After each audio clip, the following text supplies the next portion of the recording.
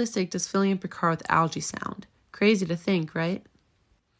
The U.S. relies on fossil fuels for 80% of its total energy, 38% of that being from petroleum oil. Petroleum used for its high energy density and portability, but when looking at the consequences of it, it's clear why scientists have spent years researching other sources. Starting in 1826, Samuel Morey, an American inventor, discovered liquid fuel engines long before the gasoline-powered era. Rudolf Diesel aimed to create a more fuel-efficient alternative to steam engines. He developed the first diesel engine ran on peanut oil, in which he demonstrated it at the Paris Exposition in 1900. Sadly, Diesel's ideas wasn't utilized widely because of petroleum oil was cheaper to continue using. But during the Second World War, several countries switched to vegetable oil because of the petroleum supply chain interruptions. Yet, the countries still chose to convert back to the cheaper oil. Little development happened throughout the years, until 1985 when a college in Austria designed the first biodiesel manufacturing plant. By 1991, the U.S. introduced its first biofuel manufacturing plant as well, but as the years went on, they saw growing amounts of pushback from the public.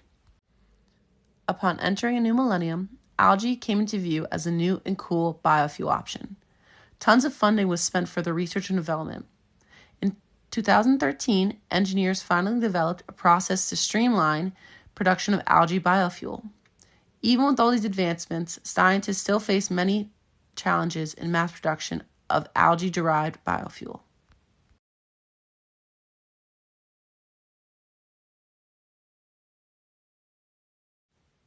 When it came to picking our yearly biotechnology fair, I chose to take my own stab at creating biofuel. By mechanically breaking and chemically extracting algae, we were able to create enough oil to do a burn test. Our conclusion of the experiment was that, in theory, biofuel seems great, but faces many challenges when it comes to being produced at the level that petroleum oil is at. To really analyze this, let's look at why scientists choose algae. They have a simple cell structure, suitable for oil extraction, a rather high lipid content, and are easy for cultivation. But with everything, there is a con. Algae have a low net energy yield, face many scalability challenges, and have a high production cost.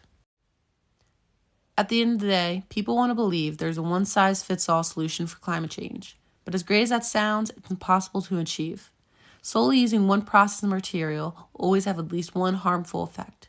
That's why, instead of putting all your eggs in one basket, there should be more dispersed usage to lessen the very